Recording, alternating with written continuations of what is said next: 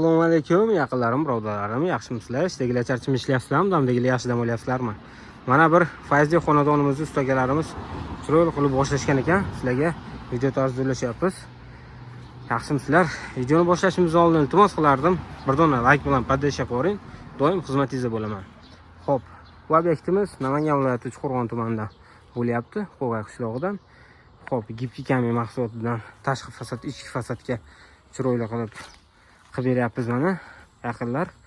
Xo'p, gipki kamin bu obyektimiz 270 kvadrat joy bo'lib, tashqarilari xudo xolasa 3 xil fasonda bo'lyapti. Ya'ni qora, kulrang, oq.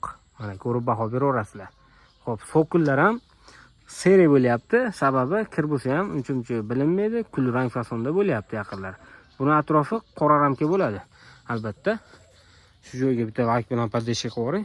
Boshqa video qo'ysam like bosyapsiz, o'zimizning mahsulotlarni yo boshqa videolarni reklama qilib sizlarga ulashib video qiladigan bo'lsam, like bosmayapsiz. Shu joyga podpishka qo'ying. Endi bir donadan like bepul-ku yaqinlar, iltimos qilib qolardim. Bir donadan like bepul. Agarda 1000 ta kommentariy yig'adigan bo'lsa, 1000 ta kommentariy emas. Agarda shu videomiz sizlarning podpishkalaring bilan atiga bor yo'g'i 1000 ta like yig'adigan bo'lsa, kommentariya 500 ta bo'ladigan bo'lsa, kommentariyadan aniqlaymiz. Xudo xolasa 500 ming so'm bitta kuzatuvchimizga hadya qilamiz. Agarda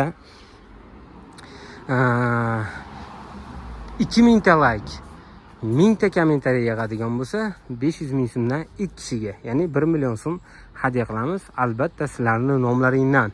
Yutuq uchun emas, kimgadir foydamiz tegish uchun o'sha 500 ming so'm yoki 1 million so'm kimgadir ehson tariqasida yaxshi kuniga yarashi uchun bir dona like bosib qo'ying. Sizga bo'lmasa ham boshqaga nasib qilsin, yaxshi kuniga ishlatadi yaqinlar.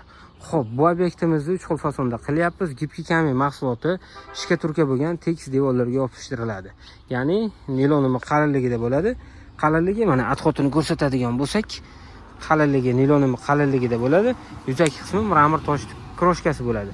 Uni devorga yopishtirilgandan keyin suv bilan, karchir bilan bemalol yuvsa bo'laveradi.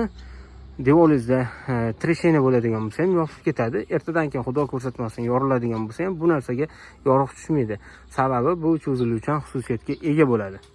Xo'p, gipki kaminda hamma o'zi biladi, qanaqa devorlarga yopishtirsa bo'ladi. Loyishvoq devorlarga padmayak bo'lgan bo'lsa, tekis silliq holatda bo'lsa, kafilnikiga tortib yopishtirsa bo'laveradi. Agarda qumshoq holatda bo'lsa, ideal holatda bo'ladi. Silliqroq bo'ladigan bo'lsa, bizdan hech narsa qilish kerak bo'lmaydi. Qolgani o'zimiz ishimiz bo'ladi. Agarda sizning devoringiz oldin remont qilingan bo'lsa, Yevro remont deyishardi, shpakilovka tortib rang berilgan bo'lsa, u devorga emulsiyasini, shpakilovkasini qirib tashlab, bir sloj kafilnikiga tortib yopishtirsa bo'laveradi, xudo xolasa.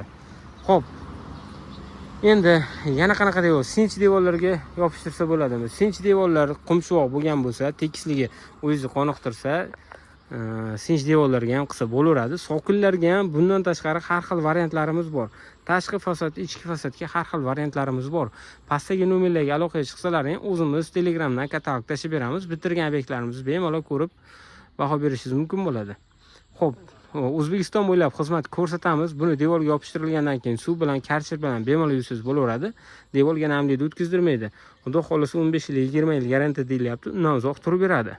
Bir marta qildirasiz, 15 yil remont to'g'risida umuman o'ylamaysiz, xudo xolasa. Yaqinlar, mana bitta ko'rib baho beraverasizlar.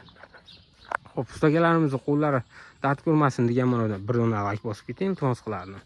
Xo'p, narxlariga keladigan bo'lsak, mulla jiringga keladigan bo'lsak, O'zbekiston bo'ylab xizmat ko'rsatamiz. Narxlari vodiy ichi bo'ladigan bo'lsa 90 ming so'm bo'ladi.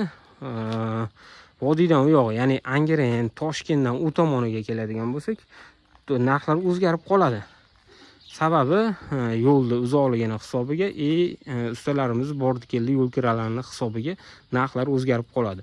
Vodiy ichi 90 ming so'm, materialni o'zi mana orqasidagi foni, mana ko'radigan bo'lsalaring, travertinning gruntovkasi bo'ladi. Mana shu orqasidagi foni ham faqat 300 ming so'm, 150 ming so'm atrofida turadi. Xo'p, buni ham o'zimiz olib boramiz. Sababi uy egasini oshiqcha bezovta qilmaslik.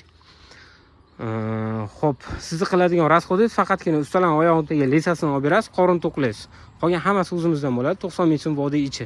Qolgan joylarga narx qo'shiladi, esdan chiqmasin.